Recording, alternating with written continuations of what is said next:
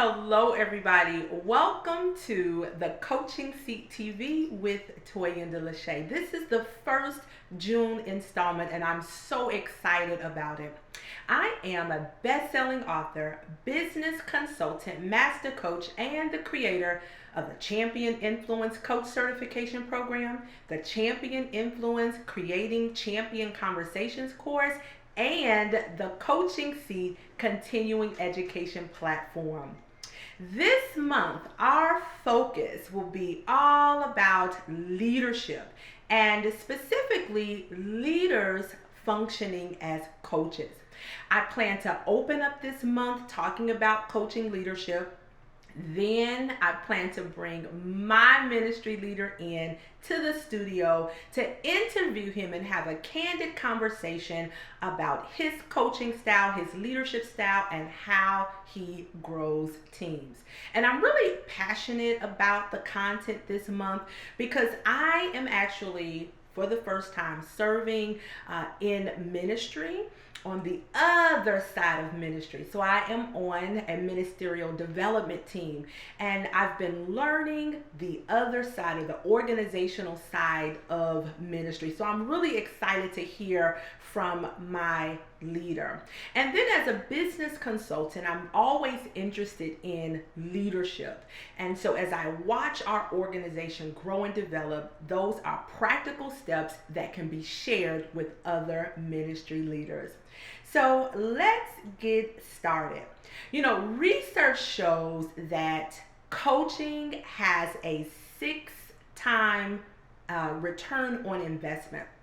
And if the world, right, if businesses outside of the church organization is using coaching inside of the organization, why shouldn't we do it in ministry? And so my coaching question for you is, what's stopping the kingdom community from adopting coaching practices where necessary?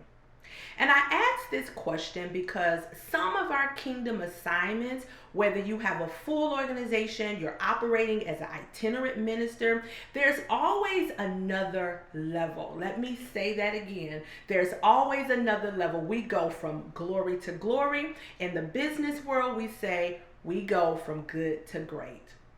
So leadership experts list coaching as one of the most critical competency for being an effective leader. And I know that even as I'm learning to be a minister for my organization, I want to be an effective leader inside of that. So I want to encourage all leaders, especially ministry leaders, to practice and integrate coaching inside of your leadership. Jesus was an effective coach. He asked questions.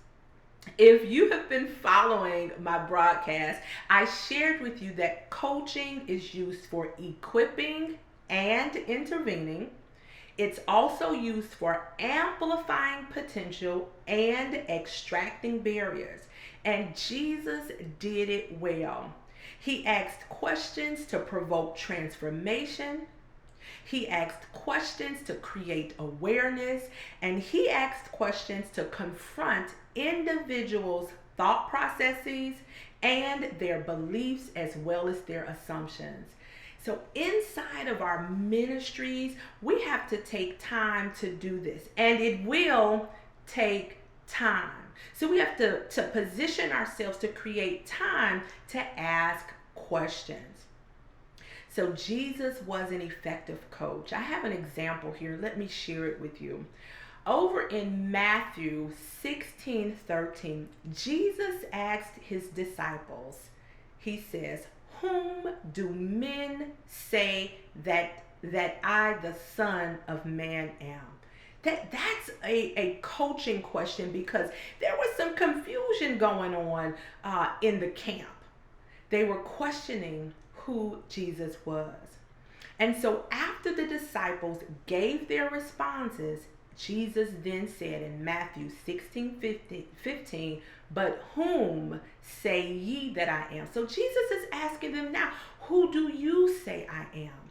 And if you remember, In previous broadcasts, I shared with you that coaches ask who, when, where, how, and what.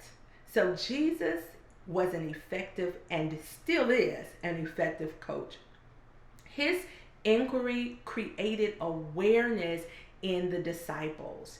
And that awareness then gave them an opportunity to share their insight on who Jesus was to them.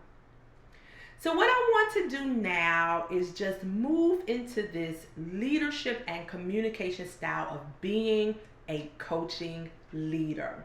In general, we know that ministry leaders mostly respond to their teams in a mentoring or directing fashion. Not a problem. Whatever is going to move your organization forward. But I want you to consider coaching as an addition to the way you're leading your teams. And as a professional in this space, and as I said, a secondary ministry leader, I know that I must have the skill set to coach. That's the number one skill set that I pride myself in, is coaching others.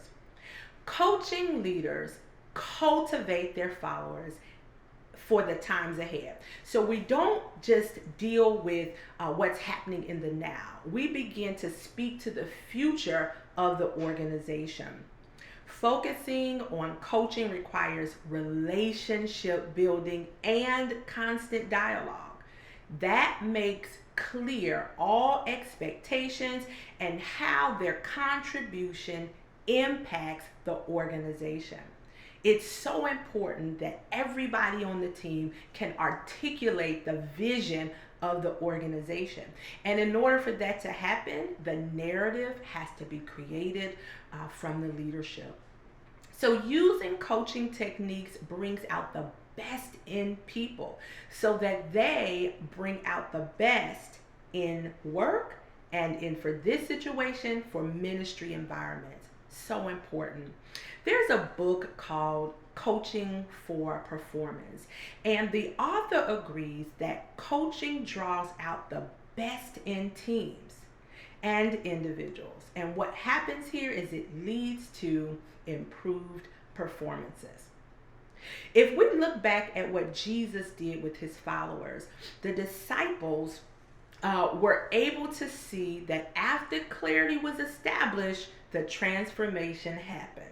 And Jesus went on to amplify Peter's potential. I thought that was pretty cool in that scenario.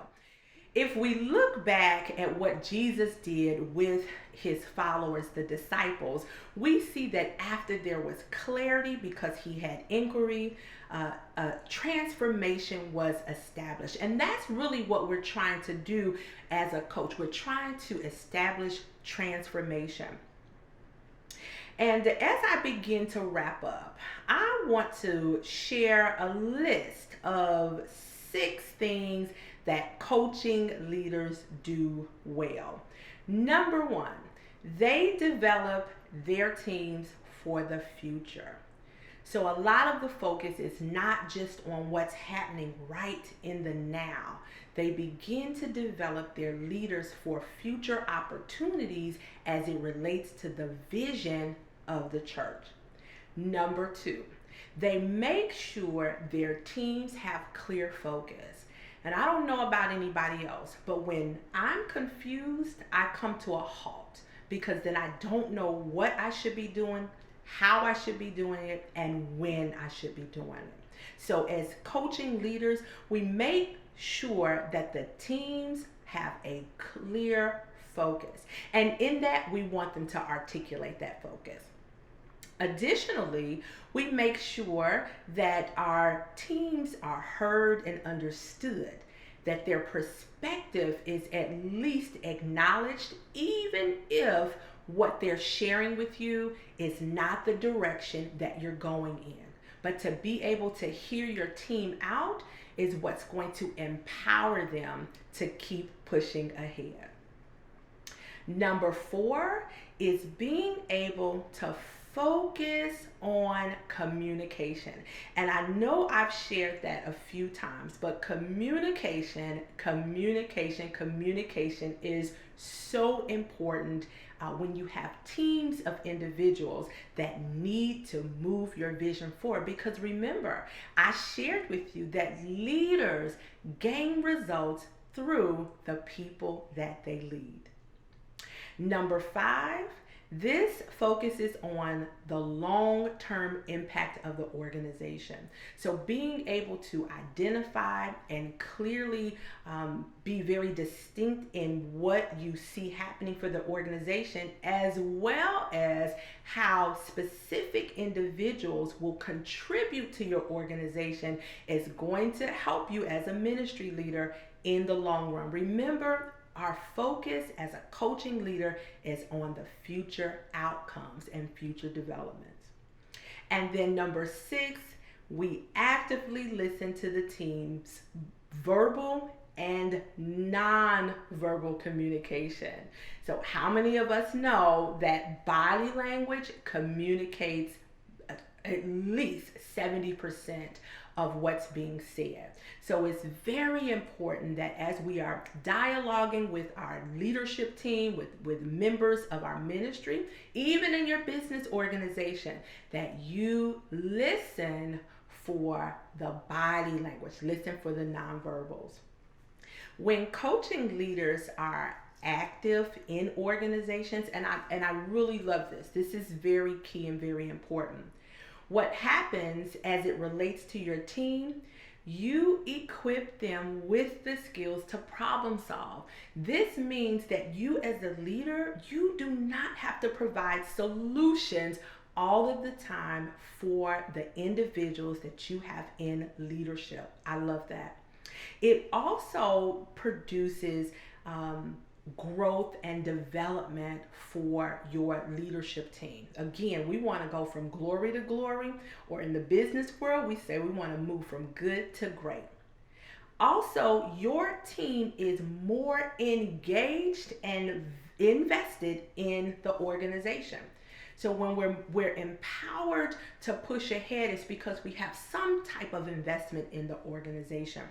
It also creates stronger teams. Now, let me share with you what this does for you. When a coaching leader is on board, you have more time to get your work done. How many times have you been stopped in the middle of a project to solve a problem? Also, you will be known as a leader who lifts others to new levels. And so my question to you again is, what's stopping the kingdom community from adopting coaching practices where necessary? Well, thank you for joining me today, and I want you to follow me at The Coaching Seat. And if you find this broadcast of value, partner with me by sewing into the broadcast at $Toyinda Smith or paypal.me/Toy Consult. Hello everybody, I want to invite you to purchase my book, The Handbook to Unleash Your Potential in 6 Practical Steps. If you are struggling with stagnation, suppression, and being stale in business and leadership and ministry, this book is for you.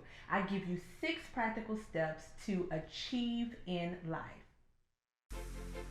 Welcome to the Coaching Seat TV with Toyinda Lachey, where we're all about sitting in our seat of authority so that the kingdom community can be infused with the power to dominate confidence, unleash potential, and leave a legacy. This is accomplished through extracting limiting beliefs, distractions, and interferences. I am so excited for the opportunity to be on Dominion TV with the powerful Dr. Dutton and Pastor Lynette Dutton. Make sure you download the app for Dominion TV, as well as catch this broadcast every Tuesday at 5:30 p.m. I want you to share it with your community, your clients, and your customers. Hey everybody, I want to invite you to a phenomenal virtual opportunity. My colleagues and I are hosting the Champion Coach Conference. This conference will take place on Saturday, June 27th, and it is virtual. I want you to check the link below.